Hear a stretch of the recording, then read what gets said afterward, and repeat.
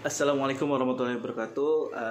Buat teman-teman subscriber, terutama Warung Bingkai, disclaimer dulu ya. Sebetulnya kita agak melenceng ngebahasnya, tapi karena udah janji, sebetulnya kita mau bikin ini karena memang ada keinginan pribadi. Maksudnya kita menemukan masalah dan sepertinya masalah itu juga akan terus terjadi. Maka dari itu kita membuat video ini nih. Jadi kayak kita jadi kayak kita pernah melakukannya dan kita udah punya pengalaman itu, dan kita akhirnya membuat video ini. Jadi kalau misalkan memang ada kekurangan, mohon maaf. Video ini hanya istilahnya sharing apa yang udah kita alami. Ini part kedua dari video yang sebelumnya kita buat di puncak Ataun ya. Jadi menepati janji tersebut, kita akan share tahap-tahapnya ya, yang saya ingat dulu.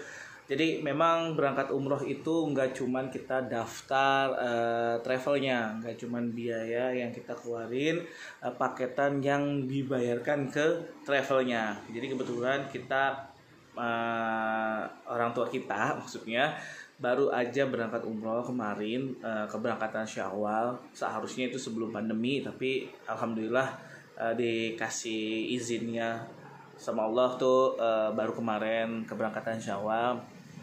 Berjalan lancar. Memang ada beberapa banyak drama-drama yang harus kita lewatin. Yang pertama, memang kali ini kita mau nge-share tentang ya itu yang tadi, karena orang tua dan mereka tidak bisa mengurus sendiri, akhirnya kita anak-anaknya lah yang sedikit mengerti, walaupun belum punya pengalaman soal umroh kita, tapi sedikit mengerti tentang umroh, tentang pemerintahan, seperti ngurus paspor, seperti ngurus segala macamnya. Ternyata ya dibutuhkan juga kita gitu. Makanya di sini kita step awalnya ya, memang kalau memang kita udah punya niat, insya Allah semuanya punya niat untuk ke tanah suci. Mudah-mudahan kita dijadikan tamunya ya. Yang pertama memang keinginan dulu ya yang kuat ya. Niatnya memang untuk sana, karena pada dasarnya saya dengar kutipan dari Pak Ustadz yang waktu saya selamatan itu, Allah tidak memanggil orang yang kaya, Allah tidak memanggil orang yang mampu, tapi Allah akan mampukan, Allah akan cukupkan, Allah akan kayakan bagi siapa saja yang sudah yang akan dipanggilnya gitu. Maksudnya saya menangkap bahwa kita jangan putus semangat ya. Maksudnya hari-harinya kita biasa aja, bahkan cukup gitu, malah kurang gitu. Tapi kita jangan pernah terlintas atau terbesit di hati kita boro-boro umroh, hari-hari ya susah, jangan ya. Karena omongan yang pertama adalah doa, yang kedua kita untuk menjadi tamunya Allah, kita cukup punya hati yang kuat, rindu ingin ke sana. Orang yang kaya pun, yang banyak duit pun belum tentu menjadi tamunya Allah. Jadi mudah-mudahan kita semua bisa hadir dan menjadi tamunya Allah Subhanahu wa taala untuk berkunjung ke kota Mekah dan Madinah.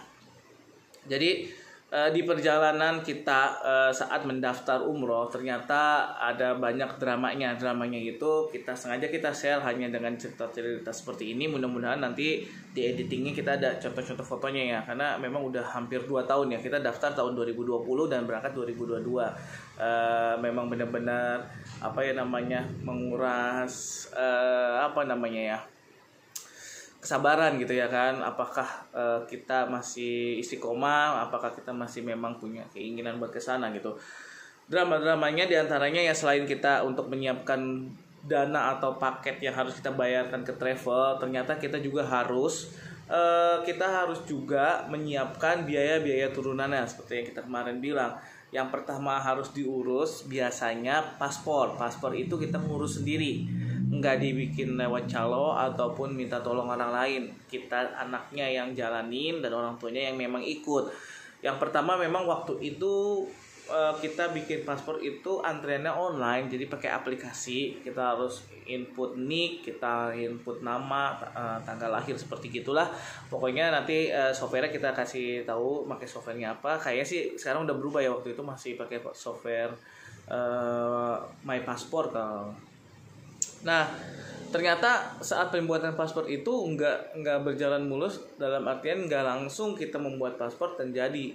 Kebanyakan orang tua dulu tuh tidak peduli akan data, akan surat-surat dokumen pribadi.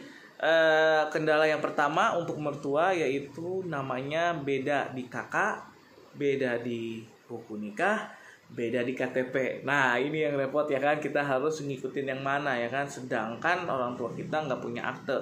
Jadi waktu itu kita alternatifnya itu kita datang ke KUA Cibinong, terus kita minta pengesahan buku nikah bahwa penulisan nama di buku nikah itu salah.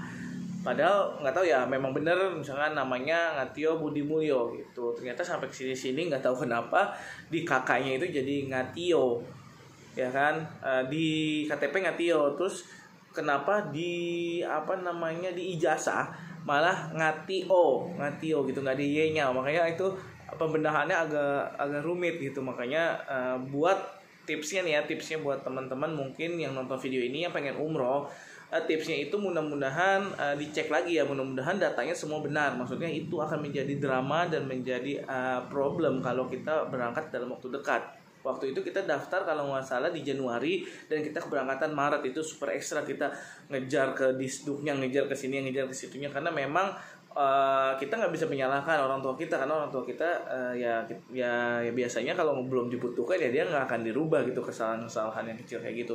Jadi dokumen-dokumen yang kita punya itu ternyata penting untuk kita siapkan, dan ya pembuat paspor pun tidak mau kalau misalkan KTP kita beda, kakak kita beda, bahkan banyak kan orang tua dulu tuh nggak punya akte. Lebih parahnya karena kan biasanya akte itu menjadi acuan ya, jadi acuan yang paling utama, karena kelahiran itu aktenya duluan, yang dokumen yang paling pertama keluar itu akte gitu. Jadinya kalau aktenya nggak punya, biasanya kita minta surat dari kelurahan bahwa memang orang ini dilahirkan di Indonesia, orang tuanya namanya ini gitu. Jadi memang agak complicated gitu ya kan.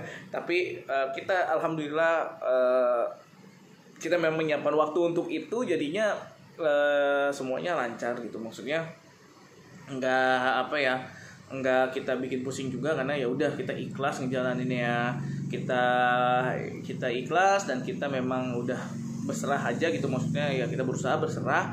Nah, jadi kita ngejalaninnya ya udah, kita kesana, dibalikin ke sini, kita ke sini, disuruh sono dulu, kita ke sono dulu gitu. Harus begini, harus balik lagi. Bahkan kayak begitu-begitu yang kita lakukan. Yang pasti kita nggak pernah menggampangkan. Misalkan kita kasih sogokan gitu, kita enggak. Kita jadi memang ya udah kita urus semua yang perlu diurus, tapi semuanya ada solusinya. Kalau ada kesalahan nama, ada kesalahan itu ada solusinya. Ya kita tinggal mau apa enggak ngejalanin. Nah, kita perlu ke KUA, ke sini ke sana, kita harus jalanin, mau ngejalanin, intinya sih kayak gitu.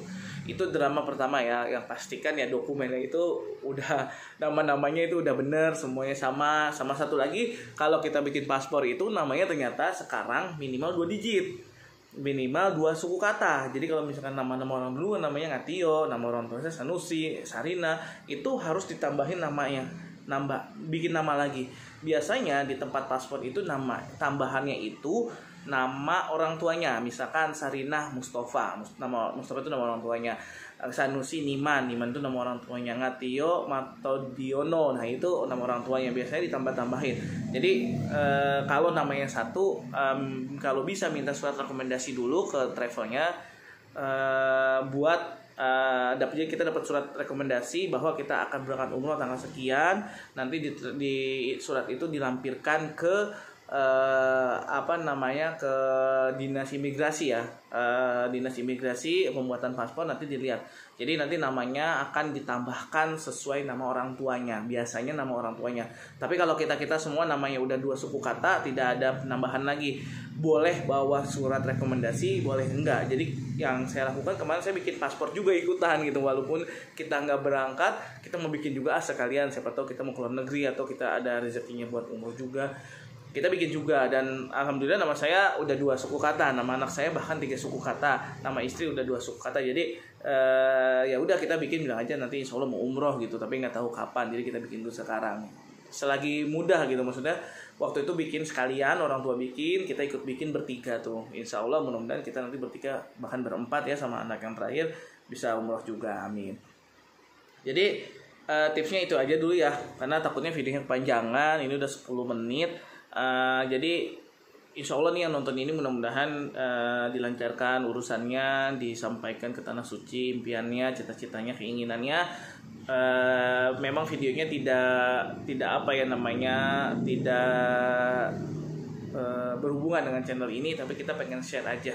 Jadi terlepas ada yang nonton atau tidak ya nggak apa-apa gitu, maksudnya kita pernah nge-share ini, nanti suatu saat kita bisa nonton ini lagi. Mungkin kalau setahun 2 tahun yang akan datang ada perubahan-perubahan atau ada kemudahan lagi atau ada persyaratan lagi, mohon maaf gitu ya kan. Ini memang relate-nya ke kita sharing ke pengalaman yang pernah kita lakukan gitu.